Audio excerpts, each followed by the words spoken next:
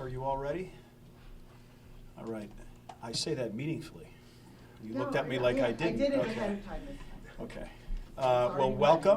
welcome. We are going to provide what I would describe as the last of an update on the Salmonella outbreak. Before I have the speakers speak, we're going to talk about three things. Status of the investigation. We'll talk about status of the medical condition of the incarcerated population. And then I'll end by speaking a little bit about where we are with our contracted vendor. We're joined, of course, by Under Sheriff Sam Davis, Dr. Gehring, the medical director of Broome County, joined by the public health director, Olivia Catalano, joined by Amanda from Prime Care Medical. We're joined by our county executive, Jason Garner, also Major Robert Charpinski, who oversees jail operations on a day-to-day basis on behalf of the Under Sheriff and I. With that, I'm going to introduce Broome County's public health director, Olivia. Olivia? Thank you. Good afternoon. Providing some updates since we last chatted. We have completed additional surveys with inmates. So everyone who is testing positive, we want to make sure that we are confirming everything that they ate and what they did during this time period. We have continued to talk in partnership with the food service vendor and the sheriff's administration. We have completed food safety training with all food vendor staff and inmate workers based upon the identified violations that we saw. We also have since reviewed new water samples that came in, and those water samples still show no concerns for us, no issues with salmonella within the water. At this present time, we have 36 confirmed inmates that are positive with salmonella. We talk each time about what those numbers look like. We had an initial number, 100% of the people that we had tested in that original piece came positive for salmonella when we thought it was norovirus. That's when we were able to change the course. Then we had some additional folks that were hospitalized. Those folks were also tested. And now as part of our clearance for food workers to go back to be able to serve, they have to be cleared showing that they do not have salmonella, because that could cause another outbreak if they're shedding, meaning they can pass on the bacteria without showing any symptoms. This helps us rule out any infection and make sure that everyone is good moving forward. As noted, we have identified several issues around what could have potentially led to this, and our investigation is still ongoing. We noted improper food handling with not temping the cooked food, improper cooling, bare handing ready-to-eat foods. We noted the lack of food safety training and oversight, with the food vendor not training or properly supervising the jail inmate staff workers. Poor hand hygiene with improper glove use and hand washing while working in the kitchen, as well as eating in the kitchen. As part of our investigation, our next steps that we're working to finalize right now are really looking at what are those contributing factors that led to the salmonella outbreak here. We are looking at, was the chicken contaminated before it came into the jail? We are looking to see what other evidence that we have. So we know we have evidence to support inadequate cooking. One of the things we know about salmonella is even if the chicken had salmonella and we cooked it to 165 degrees following those regulations, it would have killed the salmonella. We did not see any evidence of that food being temperature checked. Proliferation occurred when the food was allowed to remain out in the room temperature during the thaw process prior to cooking, and then was immediately stored improperly after cooking, and then the next day pulled out, and while being prepared was not kept at proper temperature. All of these are contributing factors that we are looking at finalizing with our paperwork. In our next steps, we have the hearing that's moving forward for these violations and repeated violations. That will take place next week. We have reinspection of the kitchen to make sure that all of the violations have been addressed. As mentioned, we did the training with all of the food worker staff. We got a lot of really positive feedback from that training, that people learned a lot, which is always a great thing. And we're looking to clearly define those contributing factors and finalize our paperwork moving forward. We continue working with the USDA, the New York State Department of Health, and the CDC as the investigation is continuing. Thank you. I'll invite Dr. Gehring to share a few remarks now. Doctor? Thank you. So, Lazarus Gehring, medical director. Happily, we are free of Salmonella in the hospital. We ended up hospitalizing 12 people total. All of those patients had significant risk factors, and this disease put a lot of pressure on those risk factors, which I had mentioned before, things like cardiovascular disease, chronic renal failure, HIV, that sort of thing. We have one patient who is in the hospital, but not related to Salmonella at this point. It was an elective issue that's being repaired while he is there. And so I think this alone is a great success. So to review, we had hundreds of cases here of bloody diarrhea, cramps, fevers, and the like. We gave IV fluids to well over 120 people, antibiotics here at the correctional facility to well over 80 individuals, and were able to steer a lot of that burden of disease away from the hospital systems and use the hospital system for only the most ill.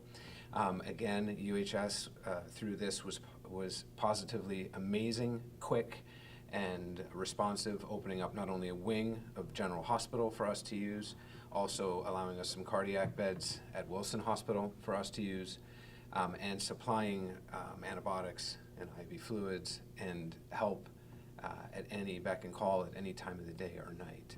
Also, the staff of Prime Care did a phenomenal job, and this will go down sort of in the annals of Broome County history as an immense outbreak. Thankfully, the human side of this, meaning the patient side, finally, I think we can breathe a sigh of relief. The investigation on the how and why and where, that'll burn on for a while.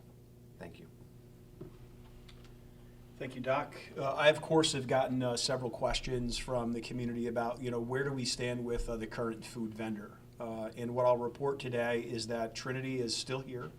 Obviously, the service that they provide, feeding upwards of 500 incarcerated people on any given day, 3 times a day, it's a very tall feat. But we are having conversations at a very high level in government with my government partners about what that relationship looks like moving forward. And just like the doctor mentioned in terms of the ongoing investigation, that conversation specifically as it pertains to the food vendor Trinity will be an ongoing conversation. Of course, it's easy to say, well, you should just fire them. And people may be right. But then what? You have to have a plan in place to be able to provide service to those that find themselves incarcerated. So we continue to have that conversation about what our relationship with Trinity Services looks like moving forward, and we'll continue to do that as the days progress. We'll continue to work very closely with our partners in government, as well as the county attorney and her staff about, again, what the relationship looks like moving forward. I want to end here, and then we'll take your questions. I will forever, and I speak for the undersheriff as well, I will forever be grateful for the people who are standing behind me and for the people who you can't necessarily see standing behind me, who really stepped up in a very amazing way. Our friends at UHS Hospital stepped up in a very big way. The Office of Emergency Services, our partners in government, Prime Care Medical, under the direction of Shaiza, who rarely, if ever, stands at this podium. Under her leadership, her staff did a remarkable job ensuring that the incarcerated population had everything that they needed from a medical perspective. I'm immensely grateful to the Major for his leadership and his command staff for helping us get through a pretty significant event. We're on the other end of it, to the doctor's point, to Olivia's point, and we did that, and we didn't lose any human lives, which is critically important. So much to learn. We still have much to do as we move forward, but I feel very good about the place we are today, having dealt with it in a way I think that the people of Broome County, at least those that are thinking about it with an open mind, should be happy about. With that, we'll take your questions. How many people are exhibiting symptoms in the facility right now? Prime Care? I think the number is pretty small. Those that may have some lingering symptoms, they're resolving every day. We have not had, I think, the last 2 days, anyone place any sick calls with any concerns of symptoms. So I would be safe to say that number is 0. Okay, yes. I think these are for Ms. Catalano. What would the regular inspection schedule be like? Is it every month or every 6 months? I don't know how those things are done. And whatever the regular schedule is, are you considering changing it at least for a while after because of what's happened? Yeah, so we talked a little bit about this last time. We inspect all facilities regularly, at least once a year, sometimes more than that. So last year, they had 2 inspections, and then we took them to enforcement last year. They already had some inspections earlier this year as well. So typically, when we do find that someone who's preparing food is not doing things in accordance to what they should do, that will have us increase our surveillance with them. Unfortunately, it's that concept of, oh, the principal's here, and now everybody has to do exactly what they're supposed to. We're in a unique situation here where the jail is under 24/7 surveillance, so we could very clearly see some of these contributing factors and issues where policies and procedures were not followed, which allowed this situation to occur. So you don't plan on necessarily increasing, but as always, you might do pop-up inspections? Yeah, I mean, we can always do pop-up inspections. We have complaints. We also have the hearing process that we're taking them through, right? Where we've said, you know, this is a repeat violation. You need to fix this violation. It was mandatory for all of their staff and the inmate workers to do the training about food safety. As a baseline, we wanted everybody to have that. Now the hearing will re-inspect their kitchen. They know that. It is written out in our paperwork, and then the hearing will happen, and we could visit at any point again. My other question was, I was trying to find out more information about the hearing. It's not clear to me, is that something that's open to the public or the media? Generally, the hearings are Or not are they open. not? Yeah. So it's not like a court hearing? It's an administrative hearing Right, that happens at the those aren't county. open. Yes. Okay. Sometimes those cases are appealed up to Supreme Court, though.